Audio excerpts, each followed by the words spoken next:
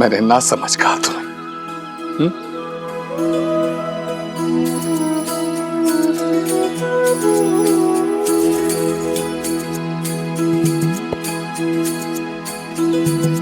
मुझे माफ कर दो बेटा।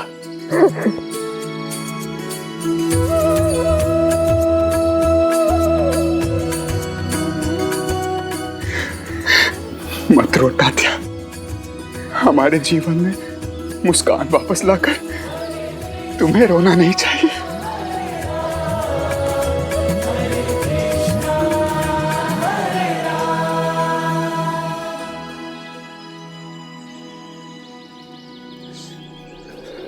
पाटिल जी, वो शुक्ला जी और चौधरी जी गांव के लोगों से अंगूठा लगवा रहे हैं। आप जल्दी चलिए।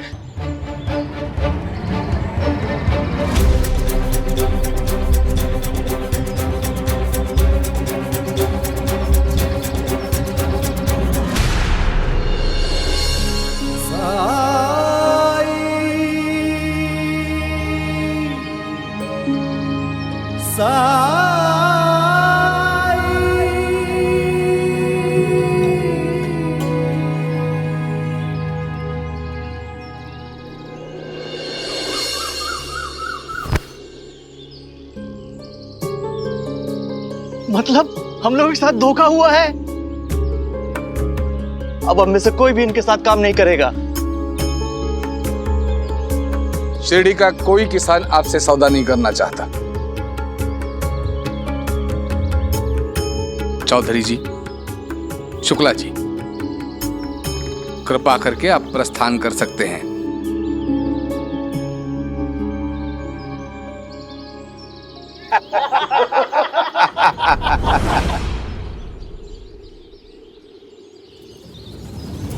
हरिओम।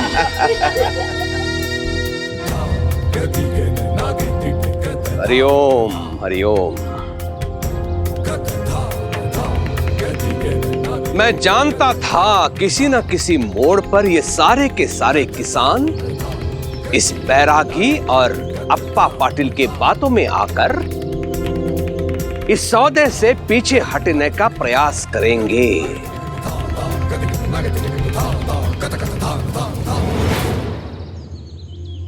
आप लोगों ने इस अनुबंध पत्र पे हस्ताक्षर किए हैं, अंगूठे लगवाए हैं,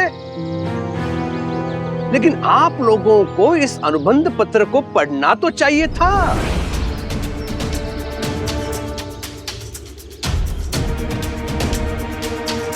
आप लोगों ने स्वेच्छा से सहमति दी है कि जो भी किसान इस सौदे से पीछे हटेगा तो वो अपनी खेती की भूमि पर अपना अधिकार खो देगा।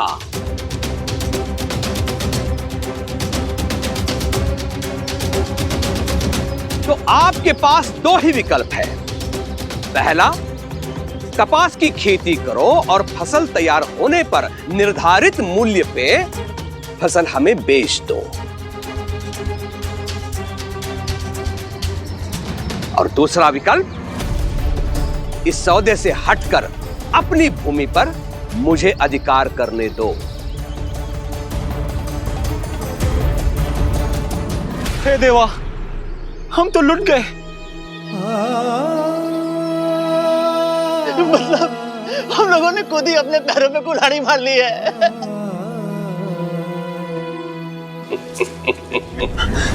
सरकार ऐसा मत कीजिए। ये किसान, ये आपकी ही प्रजा है सरकार। अब गिड़गिड़ाने से कुछ नहीं होगा पंडित जी। अब तो भगवान भी इनकी मदद नहीं कर सकता। साईं, मेरी गलती की सजा इन किसानों को नहीं मिलनी चाहिए। साईं, कृपा करके कुछ कीजिए। आप परेशान मत होइए महालसापति जी, हमें कुछ भी करने की जरूरत नहीं है।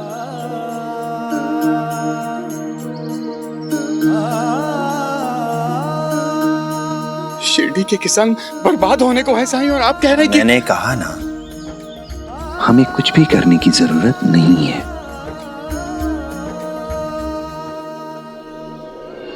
क्योंकि बर्बाद तो वो किसान होंगे जिन्होंने अंगूठा लगाया है। पर जब किसी ने अंगूठा लगाया ही नहीं है तो हम चिंता क्यों करें।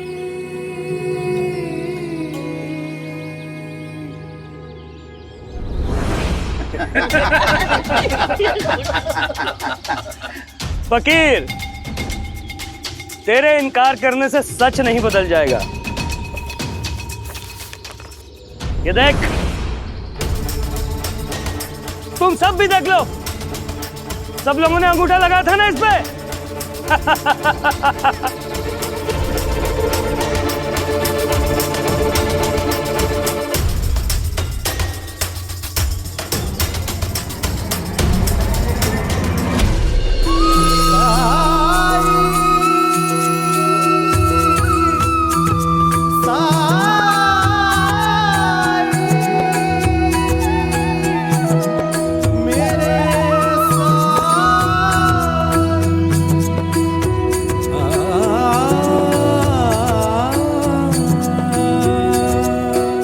हाँ हाँ देख रहे हैं हम।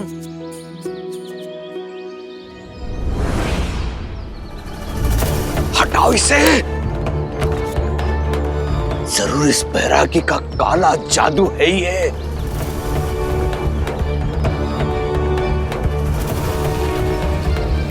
ऐसे कैसे हो सकता है? इन सब लोगों ने मेरे सामने इस पे अंगूठा लगाया था।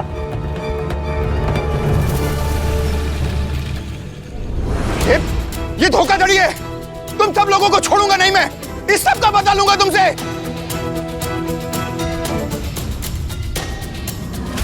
चौधरी और शुक्ला की योजना पर तो पानी फिर गया। इनका साथ देकर मेरे मुंह पर भी काली खुद गई। अपनी साख बचाने के लिए मुझे शीघ्र कुछ करना होगा। हरिओम। सबको अदालत में घसीटूंगा, जेल भिजवाऊंगा तुम सबको। एक शब्द भी नहीं। मेरे गांव के किसान भोले हैं। ये कभी नहीं समझ पाएंगे कि कपास की खेती इनके लिए लाभदायक है। इसके लिए साम दाम दंड भेद की नीति अपनाकर तुम लोगों का साथ दिया मैंने। लेकिन आप लोगों को क्या लगा मेरे इन भोले किसानों को धमकाओगे तुम और मैं चुप बैठूंगा?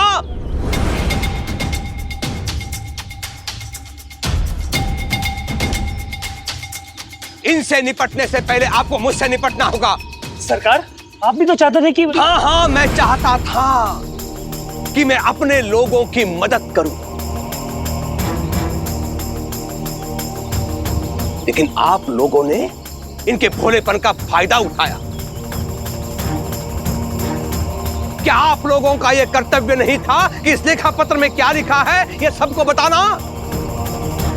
लेकिन मैं तो दंग रह गया हूं, मैं तो चकित हो गया हूं कि इन लोगों ने आप लोगों से अंगूठा तो लगवाया, लेकिन इस लेखा पत्र में क्या लिखा है यह नहीं बताया। चुप! कहां गए वो दोनों गधे? हाँ? तुम दोनों को इन दोनों के साथ इसके लिए रखा था ताकि पारदर्शिता बनी रहे। अरे ये दोनों तो बाहर के हैं, लेकिन तुम, हमारा कर्तव्य है कि गांव के लोगों की हम रक्षा करें। लेकिन भूल तो मुझसे हुई है जो इतना महत्वपूर्ण दायित्व मैंने तुम लोगों को सौंपा।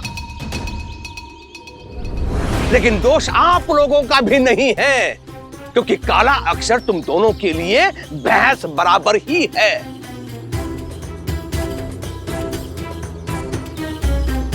देख क्या रहे हो? इन दोनों को धक्के मार के शिरडी से बाहर निकालो। सरकार, सरकार, सरकार, लेकिन सरकार सुन तो लो। सरकार हमारी बात तो सुनिए सरकार। और कितना झूठ बोलेंगे ये? हरिओम हरिओम। मेरे प्यारे शिरडी वासियों, मुझे बिल्कुल अनुमान नहीं था कि ये लोग इतने धोखेबाज निकलेंगे, इतने धूर्त निकलेंगे। लेकिन मैंने सब ठीक कर दिया है। अब आप लोगों को चिंतित होने की कोई आवश्यकता नहीं है। कितना भी बड़ा संकट क्यों ना आए, ये कुलकर्णी सरकार हमेशा अपने प्रजा के हित के बारे में ही सोचेंगे, हमेशा शिरडी की सुरक्षा करेंगे। बस कीजिए सरकार।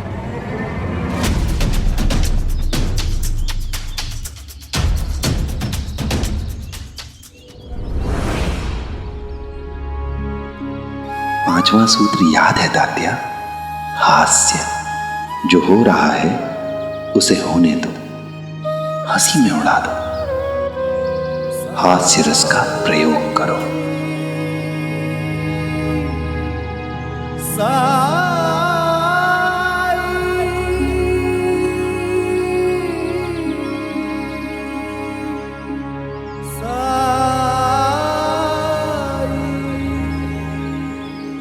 कुछ कहा तुमने तात्या? मैं कह रहा था कि बस कीजिए सरकार। कब तक चिंता करेंगे आप शिरडी वालों की? मुझे तो आपकी चिंता होने लगी है। शिरडी की भलाई के बारे में बातें करके लोग आपको बेवकूफ बनाने लगे हैं। संभल के रहिए थोड़ा, कहीं दूसरों के हित के लिए अपना हित ना कर बैठे हैं।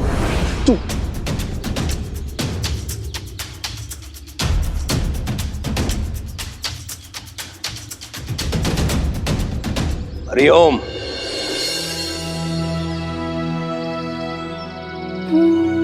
आप तीनों ने हमें बचा लिया, आपका बहुत बहुत धन्यवाद। मैं माफी मांगने के लायक नहीं हूं। मैंने तो आप सबको गलत रास्ता दिखाया। और मैंने भी कुछ नहीं किया। वो तो साई थे जिन्होंने शिरडी के किसानों को और एक मुसीबत से बाहर निकाला। मैंने कुछ भी नहीं किया है। जो भी मदद की है उस मालिक ने की है, पर इसलिए नहीं कि आप आत्मनिर्भरता का अर्थ ही भूल जाएं, उसका महत्व ही भूल जाएं। क्या आप लोगों की कोई जिम्मेदारी नहीं है अपने प्रति, एक दूसरे के प्रति, इस शिरडी गांव के प्रति?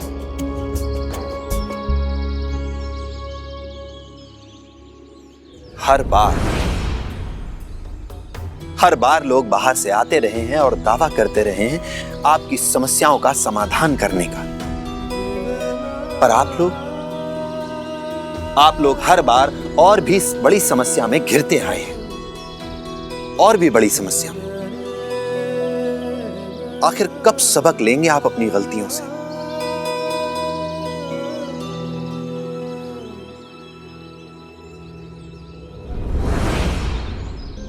क्या सिर्फ महालसा पति जी की और पाटिल जी की जिम्मेदारी है आपका मार्गदर्शन करने की? क्या खुद का अच्छा बुरा सोचने का विवेक आप में नहीं है?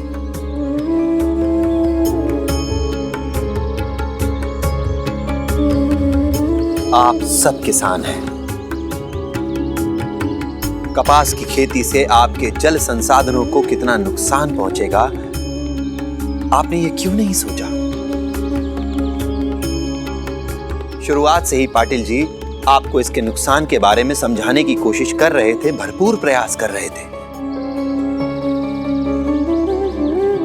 पर लाभ के लोभ में आप लोगों ने कुछ समझना ही नहीं चाहा। साईं, हमें लगा कि अगर हम कुछ अलग करेंगे तो शायद जिंदगी में जल्दी उन्नति कर सकेंगे, जीवन में आगे बढ़ सकेंगे। उन्नति करना, तरक्की करना, आगे बढ़ना, इन बातों का अर्थ भी समझते हैं हम। और उन्नति तभी संभव है जब हमारा हृदय संदेह के दायरों को लांघकर सुरक्षा के, विश्वास के आंगन में कदम रखना सीखे। जब हमारे मन से संदेह, डर, असुरक्षा की भावना मिट जाए। और आगे बढ़ना तभी संभव है जब हम अपने पीछे की ओर भी ध्यान दें, उसकी ओर निहारते रहें। जो बीत चुका है उसकी उपेक्षा न करके उससे सीख लें, उसे समझने की कोशिश करें।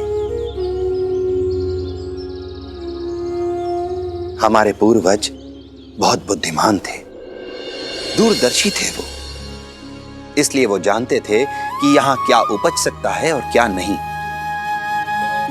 इसलिए उन्होंने उन्हीं फसलों को चुना जो यहां पर अच्छे से उपज सकती हैं और हमारे पर्यावरण को नुकसान भी नहीं पहुंचाएंगी। फलने फूलने का, उन्नति करने का, तरक्की करने का सिर्फ एक मार्ग है, और वो मार्ग है कड़ी मेहनत। अगर कोई आपके पास आता है और कहता है कि वो कोई ऐसी योजना लाया है जिसमें आपका और सिर्फ आपका फायदा है, तो समझ लीजिए कि निश्चित रूप से वो झूठ बोल रहा है और भविष्य में आपका नुकसान ही होगा।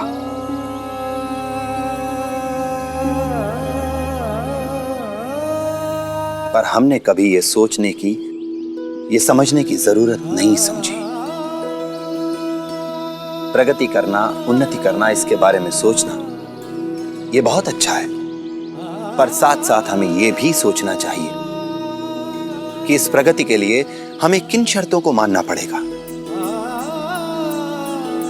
इस प्रगति के लिए हमें, हमारे समाज को, इस पर्यावरण को, हमारी आने वाली पीढ़ियों को क्या कीमत चुकानी पड़ेगी। सिर्फ स्वार्थी होकर अपने बारे में सोचना यह प्रगति नहीं है। असली प्रगति वो है जिसमें सबका विकास हो, सबकी सुरक्षा हो।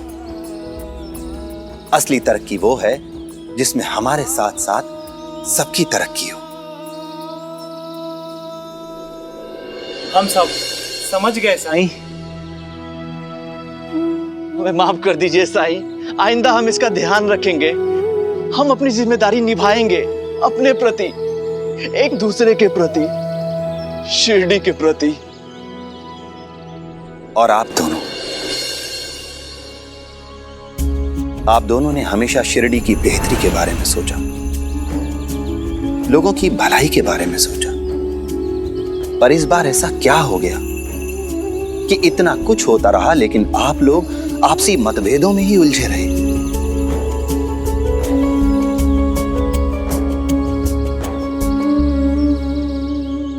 महालसापति जी, आपने केवल कुलकर्णी सरकार की बात पर भरोसा करके इन गांव के लोगों को भरोसा दिला दिया। एक बार भी दस्तावेज को पढ़कर देखने की जरूरत नहीं समझी।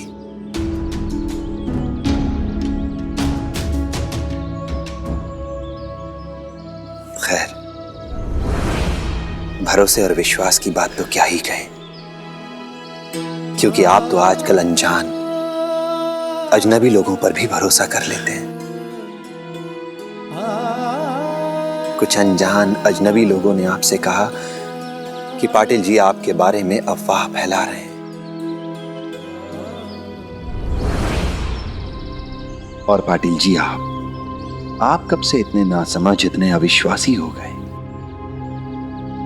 कि आपने ये मान लिया कि महालसापति जी तात्या की घटना के बारे में जो कह रहे हैं वो झूठ हो सकता है। और जब आपने ये देखा कि आपके मित्र महालसापति जी कुलकर्णी सरकार के प्रभाव में हैं, तो आपने उन्हें सही मार्ग पर लाने का प्रयास क्यों नहीं किया? ऐसा इसलिए नहीं किया क्योंकि आपने मान लिया था कि महालसापति जी के बारे में जो अफवाहें फैलाई जा रही हैं वो सच है। उन अफवाहों पर भरोसा कर लिया था आपने। साईं, माफ करना, आइंदा हम कभी नहीं लड़ेंगे। हाँ साईं, अब हम हमेशा एक दूसरे पर भरोसा करेंगे। साईं, क्या मैंने अपने गुस्से पे काबू पाना सीख लिया है? हाँ तात्या, तुमने ये परीक्षा पार कर ली है, तभी तो इतने बड़े संकट को सुलझा पाए हो तुम। और जो कोई भी इन 5 सूत्रों का पालन करेगा वो अपने गुस्से पर काबू पाने में सफलता अवश्य हासिल करेगा। राम जी भला करें।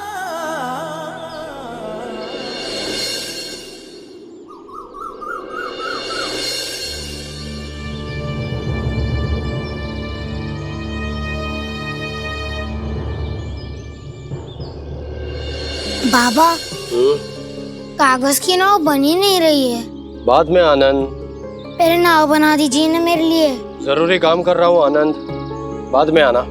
आपसे कुछ भी कहो तो आप बाद में कहते हैं और बाद में खुद ही भूल जाते हैं। मुझे अब भी सिखाइए बाबा। अरे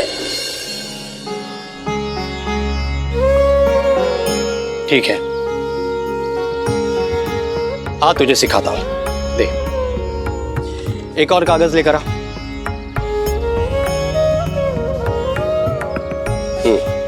अब जैसे मैं बनाता हूं ठीक वैसे ही बना।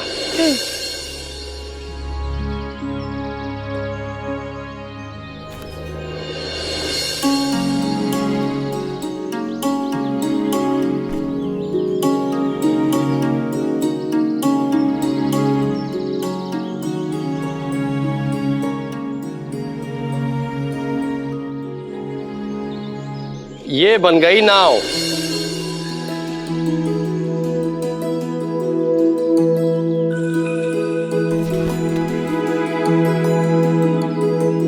ये देखिए बाबा, कैसी है?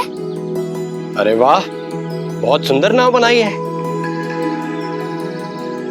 अच्छा, अब मैं अपना काम कर लूं? नहीं बाबा,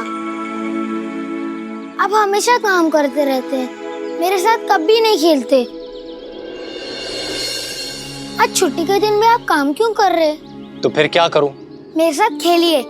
आप घोड़ा बनिए, मैं घोड़े पे सवारी करूंगा। बेटा, आज फुर्सत मिली है, थोड़ा हिसाब किताब लिख लो। आपको मेरी चिंता ही नहीं है। सबके बाबा अपने बच्चों के साथ खेलते हैं, सिर्फ आप ही मेरे साथ नहीं खेलते।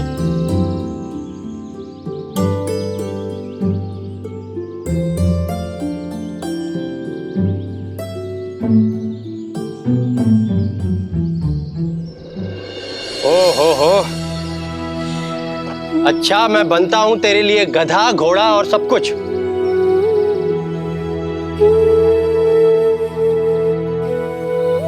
पहले ये गुस्सा होने का नाटक बंद कर। चला जा।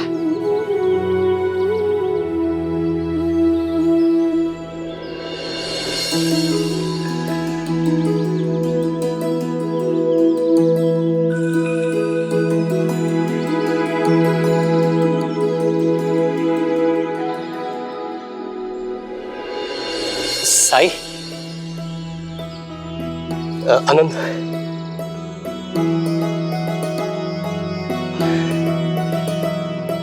प्रणाम साई। राम जी भला करें। आप कब आए? मैंने देखा ही नहीं। अपने बेटे के साथ आपने जिस सहनशीलता, जिस धैर्य का परिचय दिया है, उसे देखकर मुझे बहुत खुशी हुई।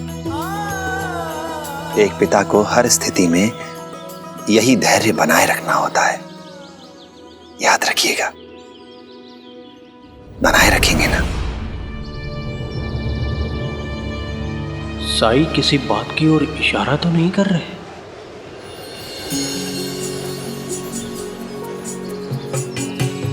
मतलब इतने सालों में अपने गांव कभी वापस आना ही नहीं हुआ? नहीं, बीच बीच में आता था, लेकिन नियमित तौर पे नहीं। क्या आने जाने में पैसा बहुत खर्च होता है। वो बच जाता था तो घर वालों को भेज देता था। अब सेवानिवृत्त हो चुका हूँ तो बहुत सालों के बाद अपने गांव शिरडी लौटा हूँ, ताकि अपने परिवार के साथ बची कुछ जिंदगी बिता सकूं। यहाँ मेरी पत्नी है, बेटा है, बहू है, हाँ एक पोता भी है, बहुत शरारती है। परिवार के साथ रहने के लिए मैं बहुत तड़पा हूँ, बहुत तरसा हूँ। अब वो खुशी मुझे मिलने जा रही है। लीजिए, हम लोग शिरडी पहुंच गए। जी। बातों बातों में समय कैसे निकल गया पता ही नहीं चला। आपसे मिलकर बहुत खुशी हुई। मुझे भी।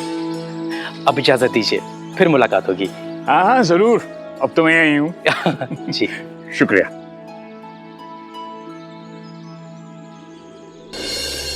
साईं, फल इतने मीठे क्यों होते हैं?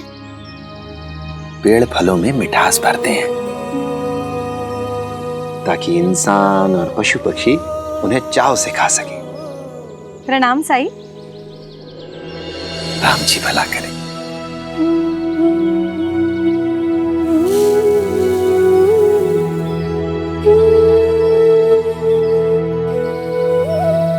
जानते हैं साई, ये सुबह से आपकी प्रतीक्षा करता रहता है ताकि आपसे अपने विचित्र सवाल पूछ सके। अब आप ही इसके विचित्र सवालों के जवाब दे सकते हैं। आई, बीच में मत बोलिए। अब जानती है ना, जब दो लोग आपस में बात कर रहे हो तो बीच में नहीं बोलते।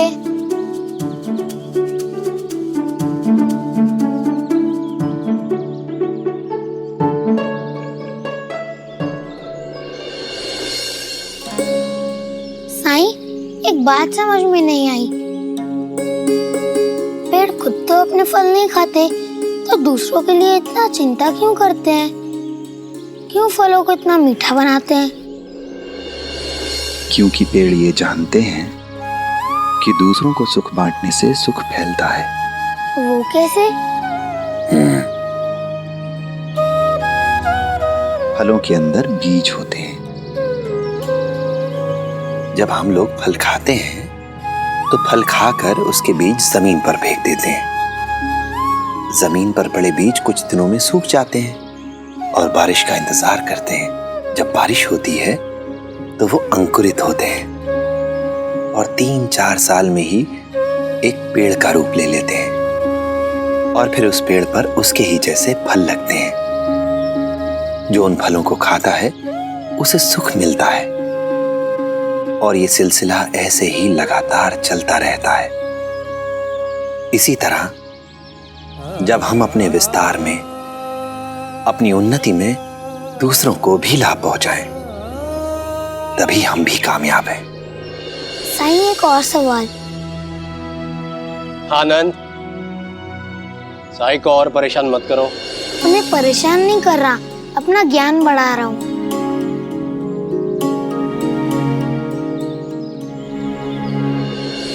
आजोबा,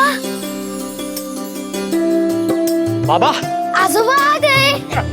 अरे बाबा, कैसा है तुम? अरे सुखी रहो, सुखी रहो। अचानक? अरे अरे आजा आजा आई आजा। उषा, बड़ा हो गया तू। जल्दी से बाहर आओ, देखो कौन आया। इतना बड़ा हो गया। आजा आजा आजा आजा आजा आजा आजा। प्रणाम बाबा। सुखी रहो, सुखी रहो, सुखी रहो। आप अचानक कैसे? अहो, आने की खबर भेजी होती तो हम। तो तुम सबके चेहरे पर ये खुशी कैसे देख पाता? हाँ? साई, मेरे बाबा। नमस्ते। कैसे हैं एकनाथ जी? आप जानते हैं मुझे? ऐसे व्यक्ति को कौन नहीं जानता होगा जिसने अपने परिवार के पालन पोषण के लिए इतनी मेहनत, इतना त्याग किया हो।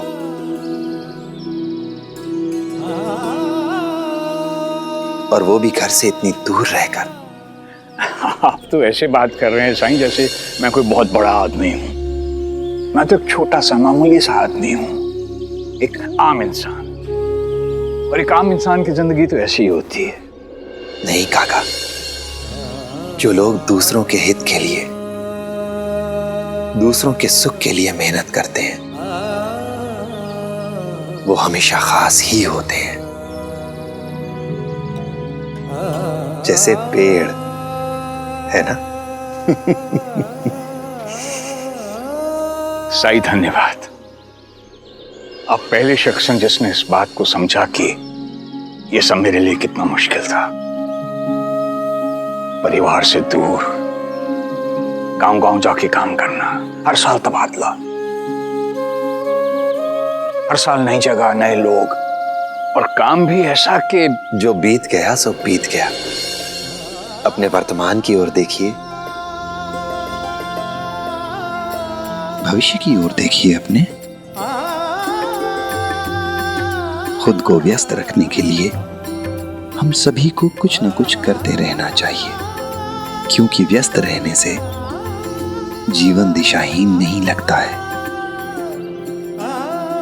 अपने तजुर्बे का प्रयोग आप माला बनाने के लिए कर सकते हैं। माला? साईं, लेकिन माला बनाने का तो मेरा कोई तजुर्बा ही नहीं है। कई बार हम अपनी काबिलियत से अनजान रहते हैं, और कौन जाने ये विधा आपको भविष्य में किस रूप से काम आ जाए। साईं माला बनाने की बात क्यों कर रहे हैं? भला मुझे क्या जरूरत है काम करने की? मेरा बेटा कमाता है, मेरा घर बार है, और मैं काम से सेवानिवृत्त होकर आया हूं। इसका मतलब है कि मुझे आराम करना है। अब तो अपने परिवार के साथ फुर्सत से पल बिताऊंगा।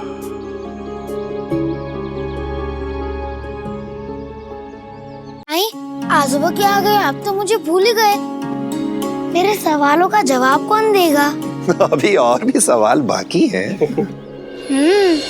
अच्छा ठीक है, तुम सवाल पूछना जारी रखो। साईं, धरती नीचे और आसमान ऊपर क्यों है? बस भी कर आनंद, साई को सुबह से बिठा के रखा है, उन्हें और भी काम होंगे। साई, मैं इसकी तरफ से आपसे माफी मांगती हूँ। कोई बात नहीं। साई, आप फिक्र ना करो, बैठ। अब मैं आ गया हूं, इसके हर सवाल का जवाब दूंगा। क्या मेरे पास कोई काम तो है नहीं, दिन भर आराम ही आराम, इसके सवाल मेरे जवाब, दादा और पोता। ऐसे दिनों के लिए तरसता रहा हूं मैं। अब जिंदगी में आराम ही आराम, सुकून ही सुकून होगा। सुकून तो मन से आता है एकनाथ काका। अगर हम श्रद्धा और सबूरी बनाए रखेंगे तो मुश्किल घड़ी में भी सुकून ही रहेगा।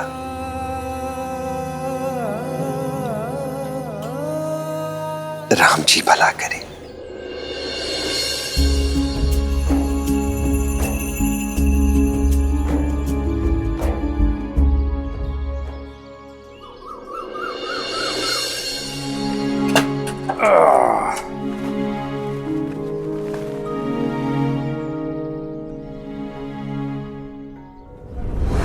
अलमारी में तो जगह ही नहीं है।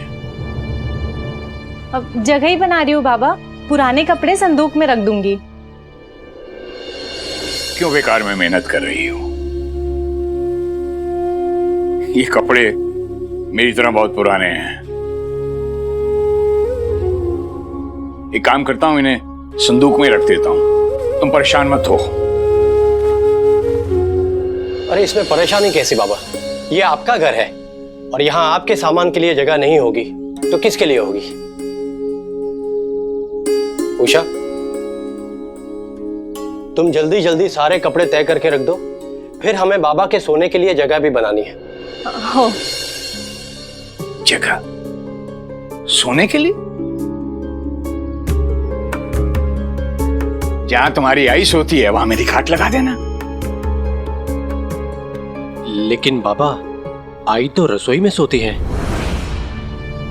रसोई में? तुम अपनी आई को रसोई में कैसे सुला सकते हो?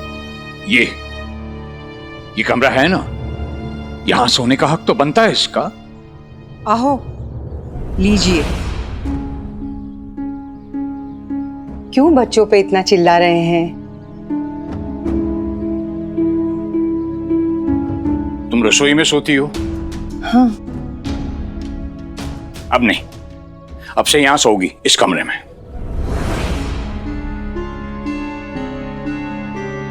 आहो, शांताराम की शादी के बाद मैंने ये कमरा छोड़ दिया है। क्यों छोड़ दिया? कमरा छोटा है, बड़ी खाट लगाई तो यहाँ का सामान कहाँ जाएगा?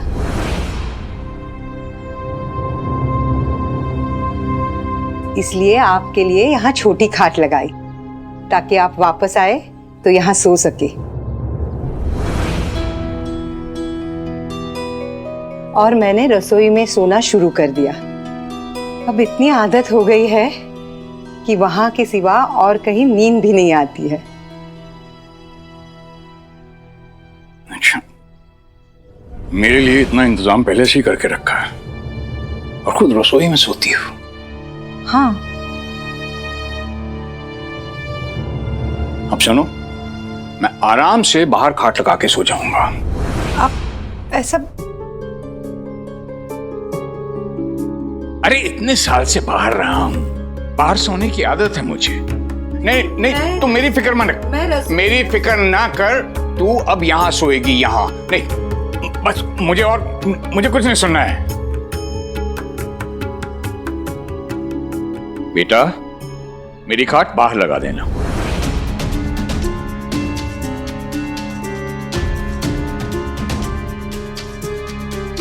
ठीक है।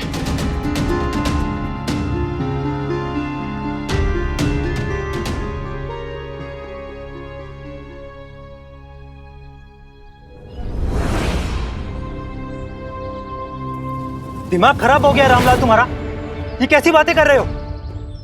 एक तो मैंने तुम्हारी पोटली लौटा कर दी, ऊपर से तुम मुझे चोर साबित कर रहे हो।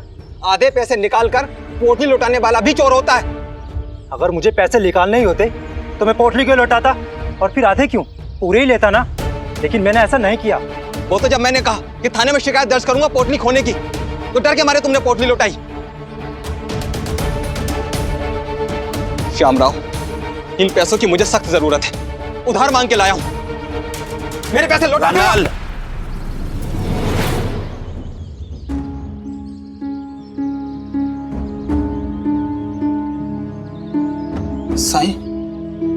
साईं, मैं सच कह रहा हूं, मैंने कोई पैसे नहीं लिए, बल्कि मैं तो इसकी मदद कर रहा था। सबके साथ मैं भी पोटली ढूंढ रहा था और संयोग से पोटली मुझे मिली, और तब पोटली मोहर बंद थी, और मैंने वैसी की वैसी पोटली रामलाल को लौटा दी, ये सोचकर कि इसकी थोड़ी परेशानी दूर होगी। लेकिन ये तो मुझे ही चोर कह रहा है। साईं, चोर भी यही है और झूठा भी यही है। पोटली में 10 रुपए थे, और जब इसने लौटाई तो 5 कम थे। क्या मैं वो पोटली देख सकता हूं? जी साईं।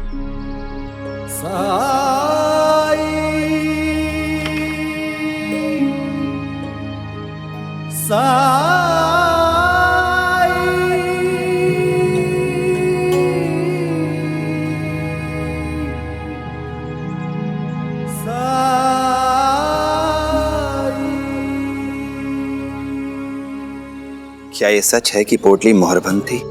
जी साईं, मुझे बीच के लिए कुछ पैसों की जरूरत थी, तो मैं अपने ससुर साहब से उधार लेकर के आया था। वो बहुत सावधानी बरतने वाले इंसान हैं। उन्होंने इसको मोहर बंद किया था ताकि पैसे ना गिरे।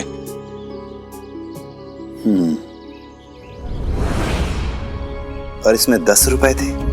जी साईं। और जब श्यामराव ने ये पोटली तुम्हें वापस लौटाई तो भी ये मोहर बंद थी? जी साईं,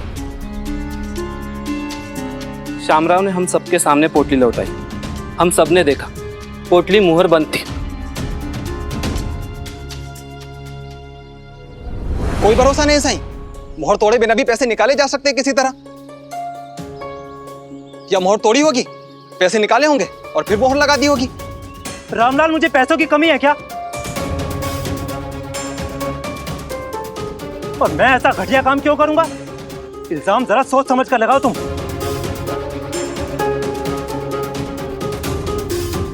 तब तो फैसला हो गया।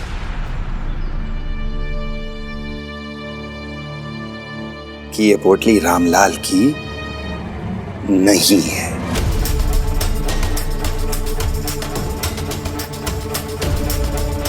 क्या?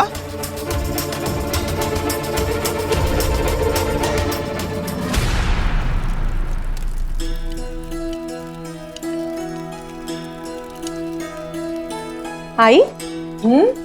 आज इतने जल्दी खाना बना रही हैं आप? अब मैं रात में बना लूंगी ना। तू भूल गई तेरे ससुर जी जो आए हैं, उनकी दिनचर्या सूरज उगने से पहले शुरू हो जाती है और सूर्यास्त के साथ समाप्त हो जाती है, और रात का खाना भी वो अंधेरा होने से पहले खा लेते हैं। अरे हाँ, मैं तो भूल ही गई। असल में परसों बाद जो आए हैं बाबा।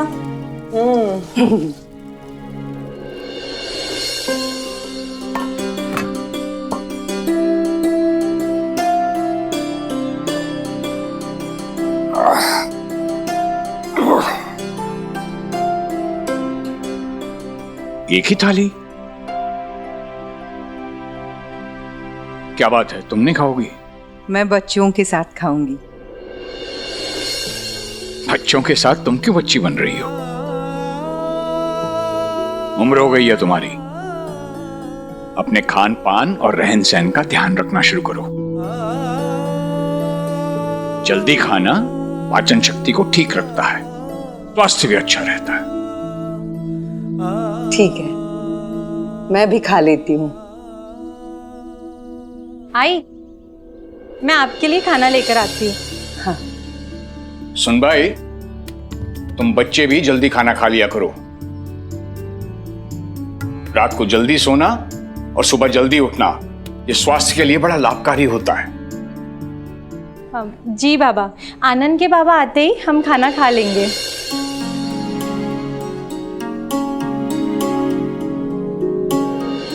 साईं, ये आप क्या कह रहे हैं? ये पोटली मेरी है। मैं क्या अपनी पोटली नहीं पहचानूंगा? रामलाल जी, ये तो बहुत मामूली पोटली है। ऐसी पोटली बाजार में एक ढूंढो 1000 मिल जाती हैं। हो सकता है पोटली पहचानने में आपसे गलती हो गई हो और ये पोटली किसी और की हो। अगर ये रामलाल की नहीं है तो फिर पता लगाना चाहिए कि ये किसकी है।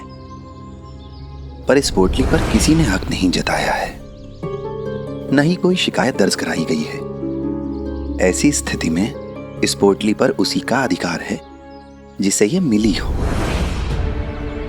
इसलिए इस पोटली को आप अपने पास रखिए श्यामराव।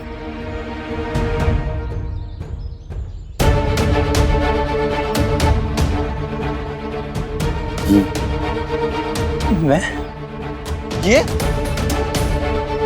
हाँ रामलाल, मुझे नहीं लगता कि आपकी पोटली आपको आसानी से मिलेगी। इसलिए बेहतर यही होगा कि आप थाने में जाकर शिकायत दर्ज करा ही दीजिए।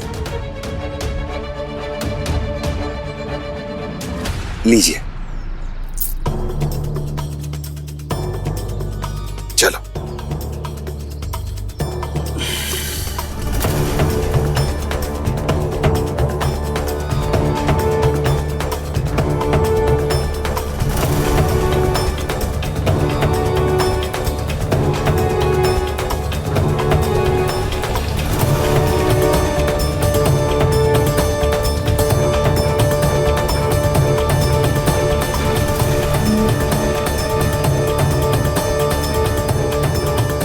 श्यामराव, रुको। साईं, आप भी रुकिएगा।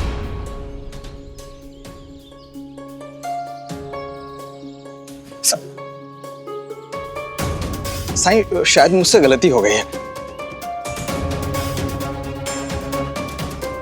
अब मुझे याद आ रहा है कि मेरी पोटली में शायद 5 ही रुपए थे।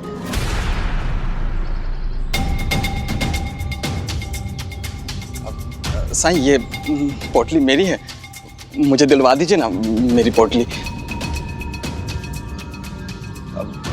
साईं, अब गलतियां तो इंसानों से ही होती है ना साईं। हाँ हाँ, फिर भी कोई ठोस सबूत तो देना होगा ना। सबूत?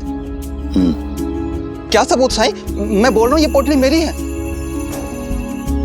फिर भी गलतियां तो इंसान से ही होती है ना रामलाल।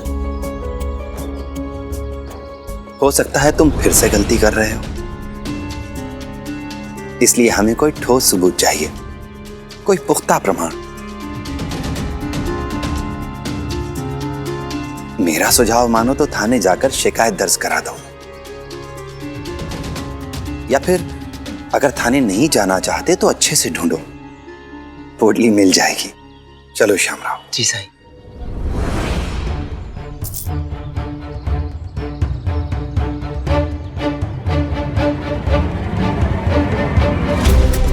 तुम मेरे पैसे लेकर के नहीं जा सकते। वो तो थोड़े ज्यादा पैसे मिल जाएंगे, इसलिए मैंने तुमसे वो 10 रुपए वाली बात।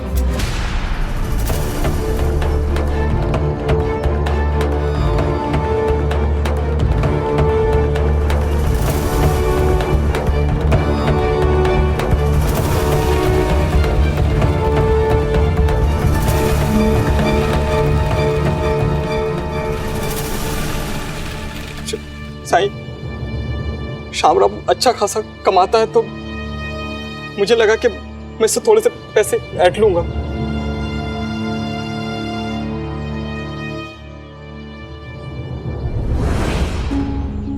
रामलाल,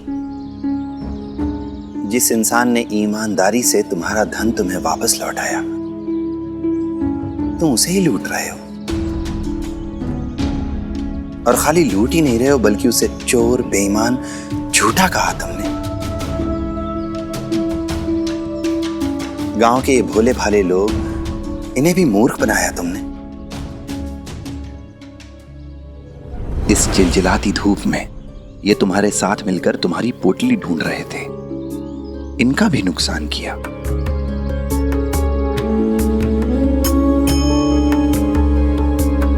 अब तुम ही बताओ रामलाल, तुमने इन लोगों का विश्वास तोड़ा, इनका समय नष्ट किया। अगर भविष्य में किसी जरूरतमंद इंसान को इनकी मदद की जरूरत होगी, उस पर विश्वास कैसे करेंगे? क्यों करेंगे उसकी मदद? साईं बिल्कुल ठीक कह रहे। तुम ही बताओ रामलाल, अगर दोबारा तुम्हारी कोई चीज खो गई तो हम में से कौन मदद करेगा तुम्हारी? अब तो मन में डर बैठ गया कि तुम ढूंढने वाले को ही चोर बना दोगे। 5 रुपए, सिर्फ 5 रुपए के लिए तुमने ऐसा किया? ये 5 रुपए तो तुम मेहनत करके भी कमा सकते थे। जो तुमने किया है, इसका केवल तुम पर नहीं, बल्कि तुम्हारे परिवार पर भी बुरा प्रभाव पड़ेगा।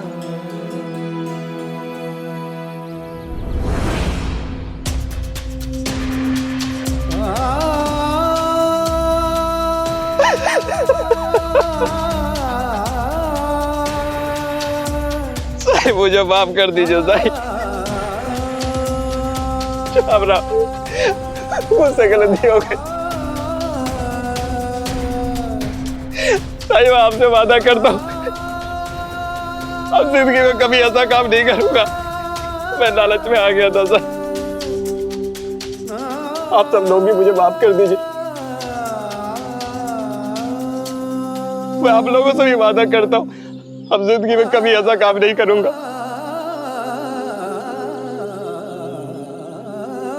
बस आप लोग मुझ पे अपना भरोसा बनाए रखिएगा, मुझे खुद से अलग मत कीजिएगा।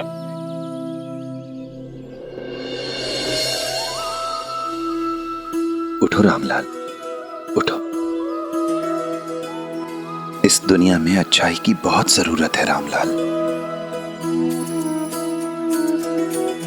इसलिए किसी की अच्छाई का कभी फायदा मत उठाना,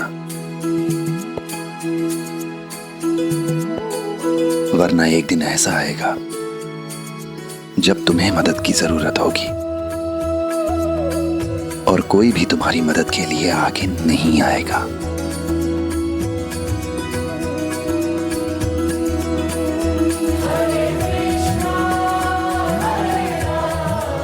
मैं याद रखूंगा साईं, मैं याद रखूंगा।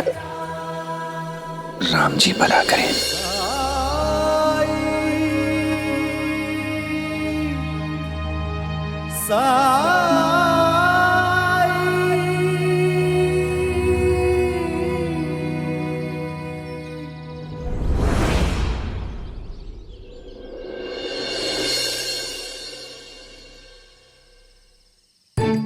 तबड़क तबड़क तबड़क तबड़क तबड़क तबड़क तबड़क तबड़क तबड़क तबड़क तबड़क तबड़क तबड़क तबड़क तबड़क। कहा ना सुबह सो रहे, उठ जाएंगे वो।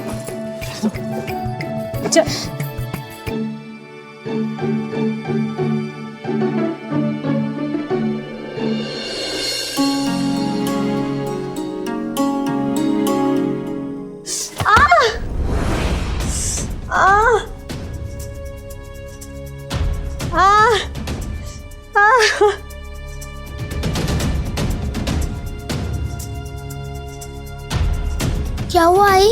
सच में चोट लग गई? कभी बात नहीं सुनता। तेरी वजह से पैर मुड़ गया मेरा।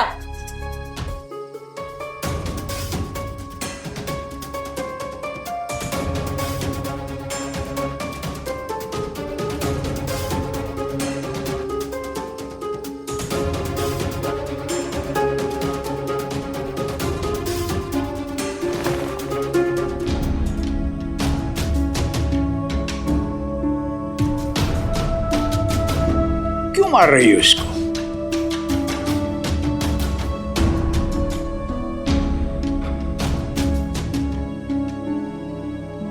तुम लोग जाग क्यों रहे हो अभी तक? बाबा ये शैतानी कर रहा है, सोता ही नहीं है।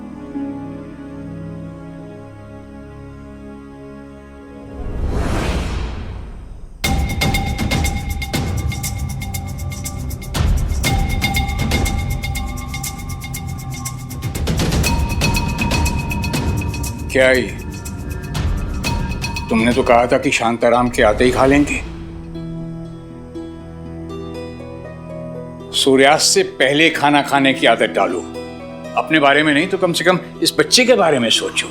तुम लोगों के कारण इसे देर रात तक भूखा रहना पड़ता है।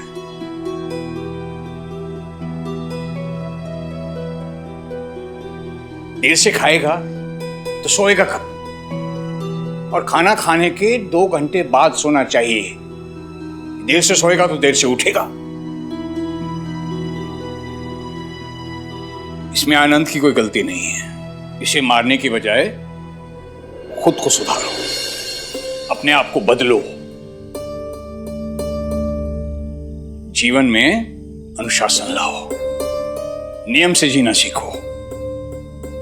अपने लिए नहीं तो कम से कम इस बच्चे के लिए खुद को बदलो। बच्चे वही करते हैं जो बड़े करते हैं। बड़ों को देख देख कर ही बच्चे सीखते हैं। जी बाबा, अब से हम ध्यान रखेंगे।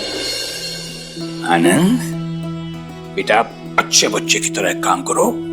जाओ और सो जाओ। क्या? चलो तुम लोग भी सो जाओ।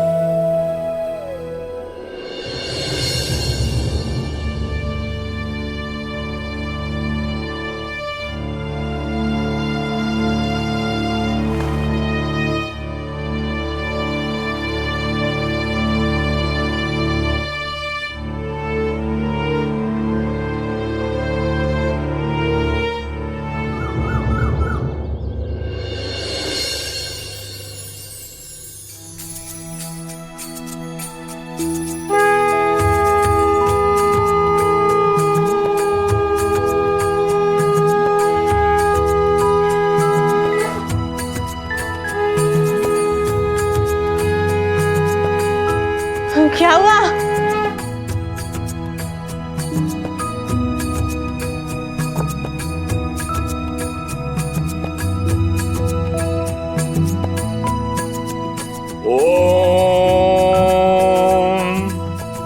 ओम त्र्यंबकं यजामहे सुगंधिं पुष्टिवर्धनम् उर्वारुक्मे बंधनान् मृत्योर्मुक्षेमामृतात्।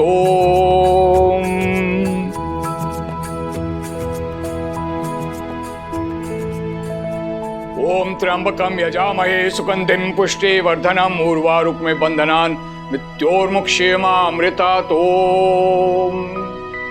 ओम त्र्यंबकं यजामहे सुगंधिं पुष्टिवर्धनम् उर्वारुक्मे बंधनान् मृत्योर्मुक्षेमामृतात्।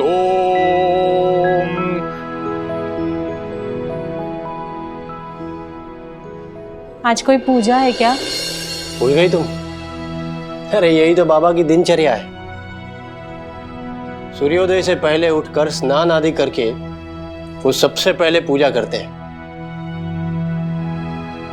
ओम ऐं ह्रीं क्लीं श्रीं शारदेमं विद्यां पुरतां मम कंठा अस्तात् अस्तात् भव। ओम ऐं ह्रीं क्लीं श्रीं शारदेमं विद्यां पुरतां मम कंठा।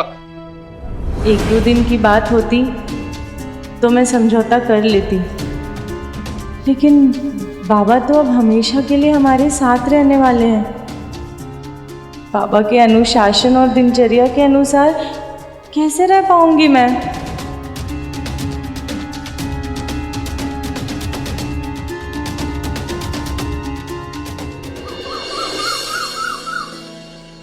अरे तुम्हारे पत्ते तो सूख रहे हैं, तुम्हें कोई पानी नहीं देता? यहाँ ना सबके सब आलसी हैं, देर से सोना, देर से उठना। लेकिन तुम चिंता ना करो, मैं आ गया हूं, मेरे पास समय ही समय है, मैं ध्यान रखूंगा तुम्हारा।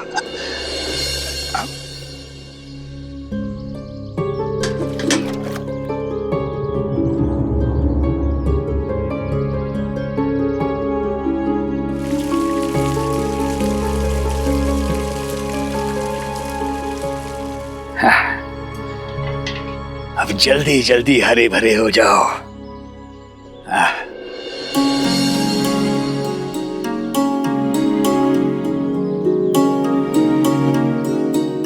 सेवानिवृत्ति के बाद कुछ ऐसी ही जिंदगी जीने की कल्पना की थी मैंने। न कहीं जाने की जल्दी, न कहीं से जल्दी आने की किचकिच। निर्मला जी, बैठो मेरे पास।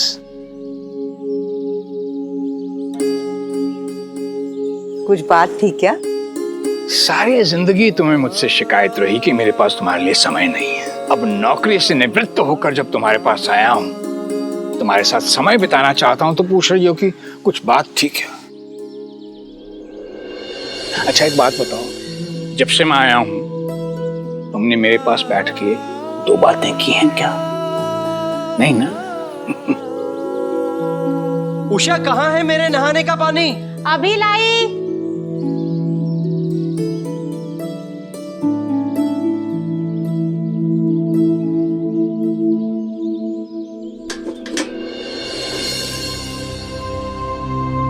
आई?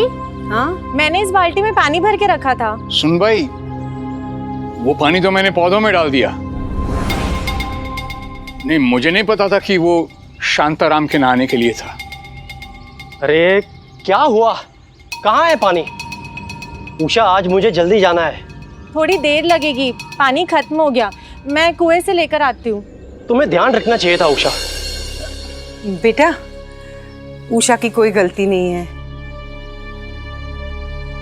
तुम थोड़ी देर इंतजार कर लो, मैं कुएं से पानी लेकर आती हूँ। नहीं नहीं नहीं, तुम क्यों जाओगी? पानी मेरी वजह से खत्म हुआ है ना, तो मैं जाऊंगा पानी लेने। अरे बाबा, आप क्यों जाएंगे? क्यों? मैं क्यों नहीं जा सकता? शांताराम, मैं कार्यालयों के कार्यों से निवृत्त हुआ हूं, जीवन के बाकी कार्यों से नहीं। चिंता ना कर, मैं लेके आता हूं पानी। बाबा, सुन भाई, दो बाल्टी दो। लो, मैं ये गया और ये आया। देख। आहो, कुएं का रास्ता भूल गए होंगे आप। दीजिए, मैं भी आपके साथ चलती हूँ।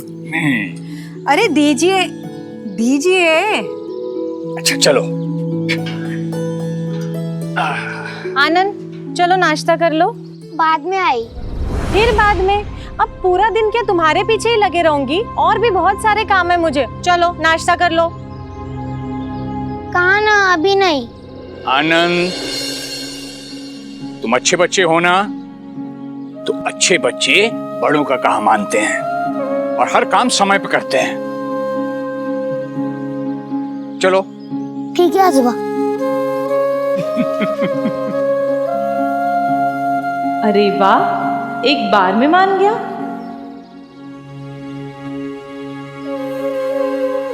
बाबा के आने से एक बात तो अच्छी हुई कि आनंद कम से कम उनकी बात तो मान रहा है। मेरा कुछ काम आसान तो हुआ बाबा के आने से। शायद मैं अकारण ही चिंता कर रही थी। सब ठीक हो जाएगा।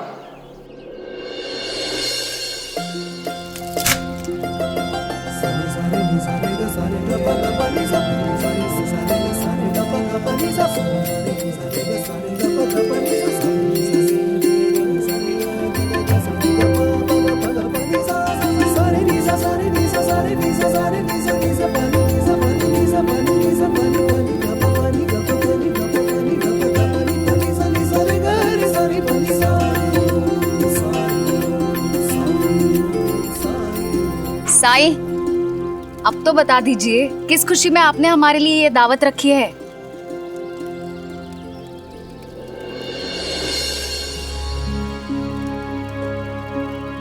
बस ऐसे ही मन किया कि आज हम सब साथ मिलकर खाना खाएं।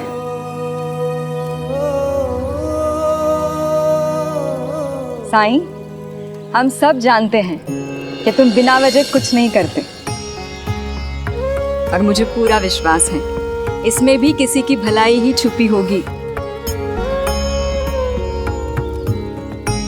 और तुम बताओ या ना बताओ, हमें देर सवेर पता चल ही जाएगा।